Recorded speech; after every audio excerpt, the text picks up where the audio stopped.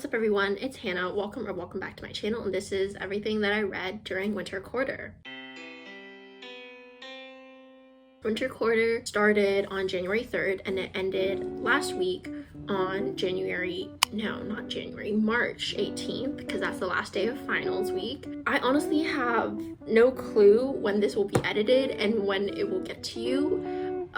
So there's a good chance that I would be posting this halfway through spring quarter, but you never know. I definitely read a lot more during the first half of the quarter in January, and my reading slowly tampered off as the quarter progressed. That's just because I got busy. Starting us off on January 3rd, I read With You in the Rain, the first volume by nikaido. This was a NetGalley arc, I thought, but it had already been published.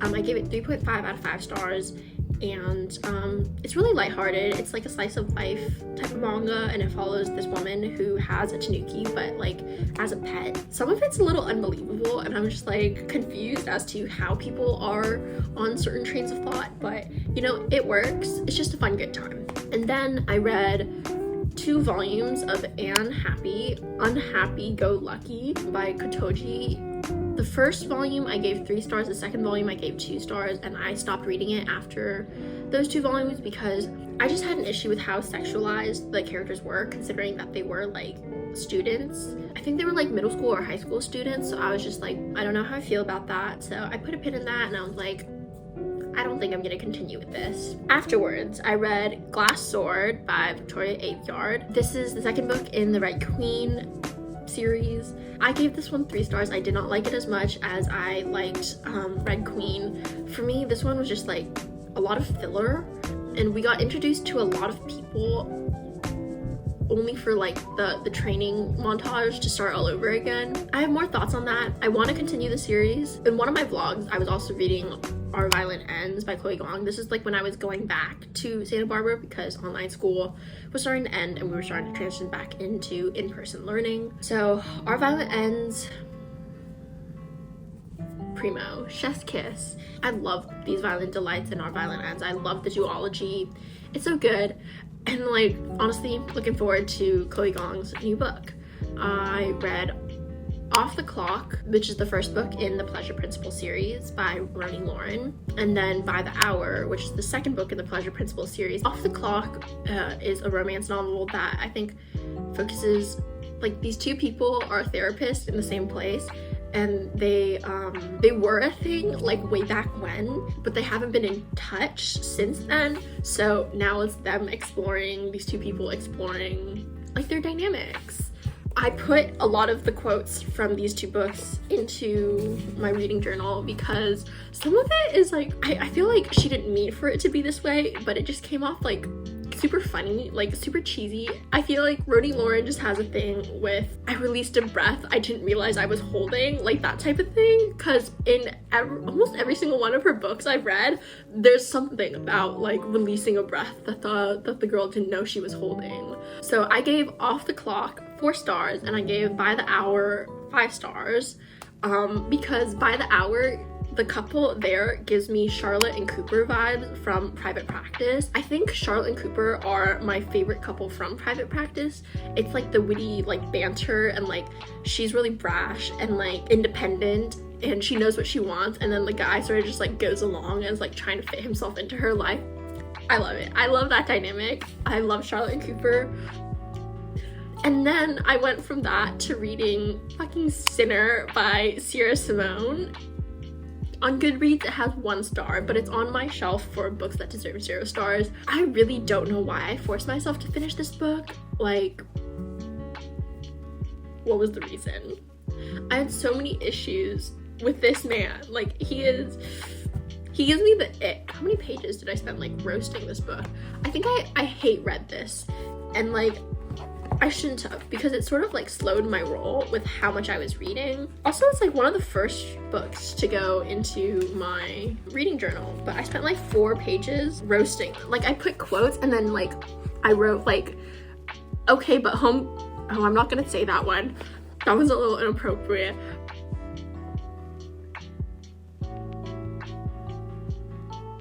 No, I'm not okay. After that, I read #Follow Me for Murder by Sarah Burr. This was also an arc that I got from NetGalley. I gave it 3 out of 5 stars. It follows a social media influencer as she like finds herself wrapped up in like a local murder investigation that like sort of revolves around her clients. Coco, the influencer, not my favorite. There were a lot of moments where she was just like hyper focused on the numbers and she was just telling us things about like how she would grow her platform that like I didn't find relevant to the story. Maybe those are good tips that I should remember to grow my platform. Overall, it was like a fun read, but like I do think that there was some room for improvement. And then I read Chef's Kiss by Jarrett Melendez. This was a graphic novel, like new adult graphic novel focusing on food, which I love.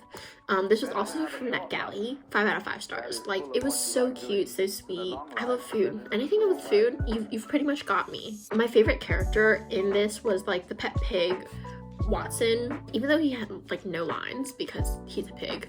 He just has so much character and he's adorable. So everybody should go read that for Watson, and also because it has a cute queer couple. We go back to romance novels. We have New Year, New Boo by Alexandria House. This was part of my late night, like, EPUB peruse. But I basically read this at like 12 o'clock in the morning. I mean, it was cute. I really don't have much to say about that. We're still in January. I read Games We Play by Dana Easley, and I gave it 1 star. Okay, I really liked her other book that I read, Dipped in Holly, which was like a holiday themed romance novel. This one was, I think it's also like a novella, but like it's basically this girl coming to interview like this gamer person, and I feel like the gamer person was like modeled after, what's his face? The guy with a really deep voice. Is it like Corpse?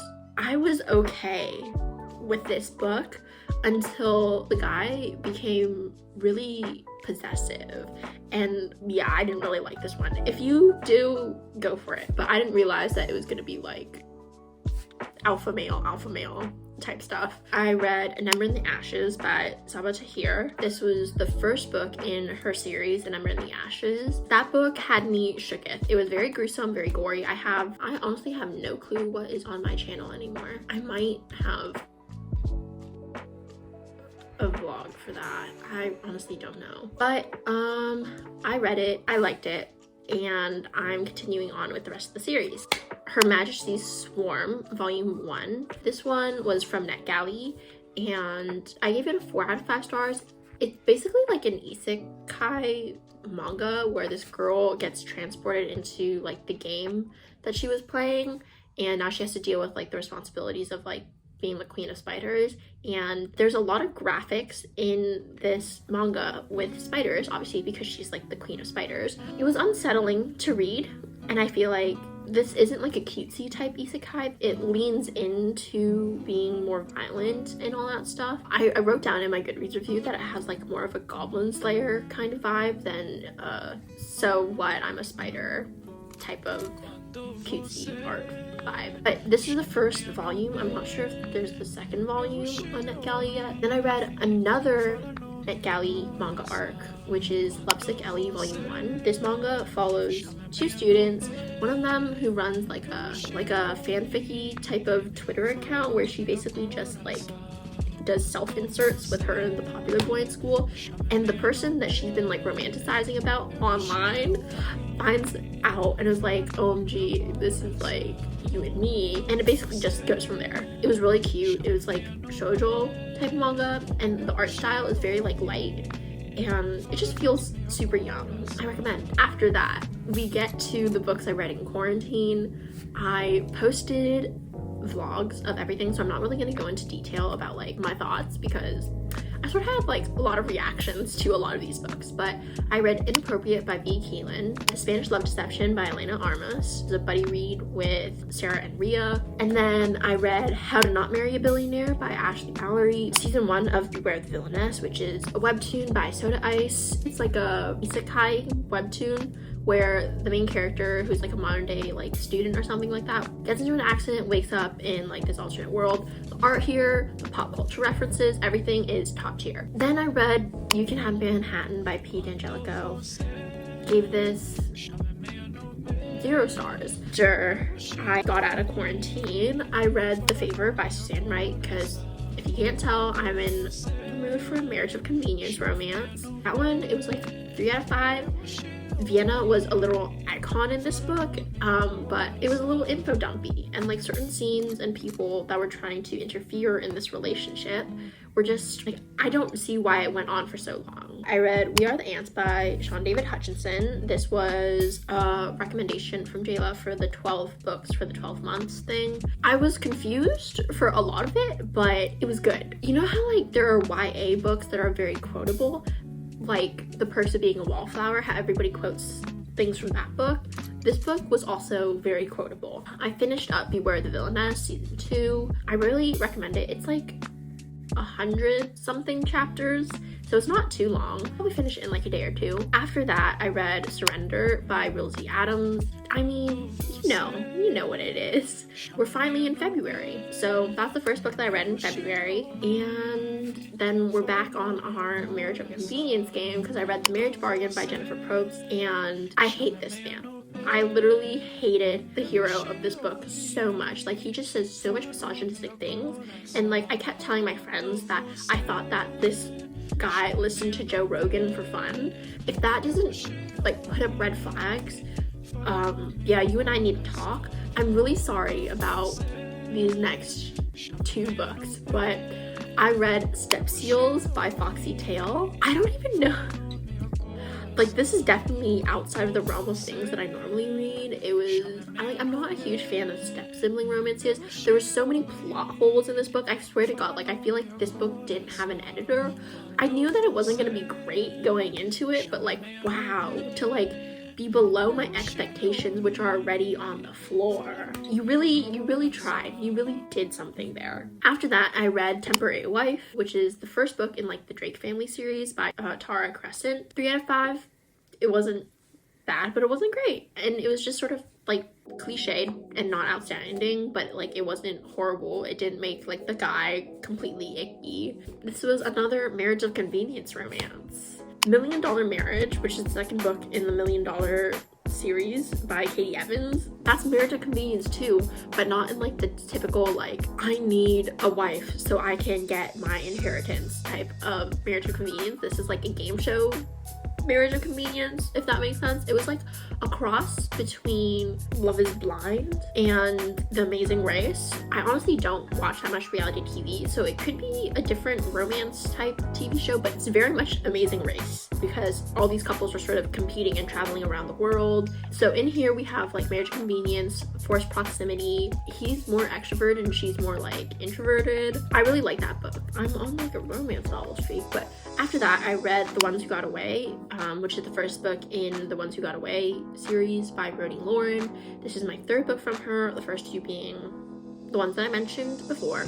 I feel like this sort of cemented me as like a LOREN fan because everything, like I've read 3 of her books now in 2 months. The 2 are meeting each other again after a long time where they like didn't see each other because there was a school shooting at like their prom, and basically after that I think he moved away, like somebody moved away, but basically they end up meeting again in their hometown because of a documentary that's going on about like their school shooting. They sort of re-spark their relationship. In here, like there's hurt comfort, which is normally a thing that I don't read that often because it makes my heart hurt when that happens. But also they have like this shared trauma that they're bonding over and they're like opening up.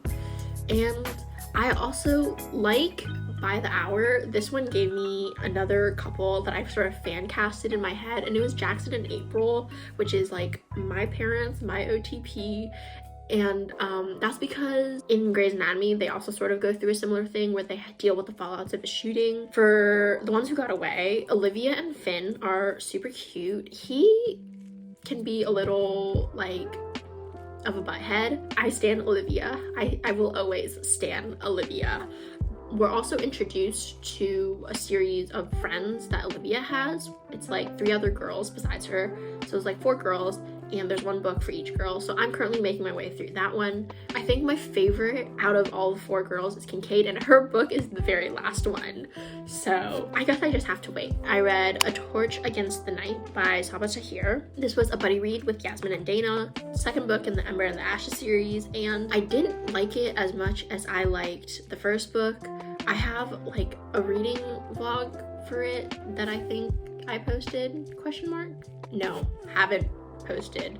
Will post before this video. So I'm not gonna go too much into it because I sort of say my piece over there. It's very short. After that, I read The One You Can't Forget, which is the second one in the Ones Who Got Away series by RONI LOREN. This one was about Beck. I didn't really like the reveal from the end. She carries so much guilt about like the shooting, and I thought it was just gonna be like bigger than that, but overall the romance between her and whatever the guy's name was, it's still adorable, still cute, and it got me screaming, so 5 out of 5. After that, I read Claimed by Cupid by Dana Easley, which is the follow-up to Nick and Holly. It's the Valentine's Day like thing for Nick and Holly. Yeah, this one didn't do the job. I liked the first one because it knew what it was trying to be, and it didn't try to give me plot. This one tried to give me plot, and I was just like, maybe we should stay in our lane.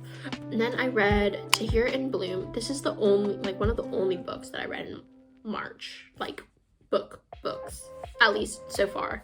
March isn't over, but before the quarter ended, this is like the only book. It took me right up to finals week. It's young adult, contemporary, I would say more coming of age than romance. 3.5 out of 5.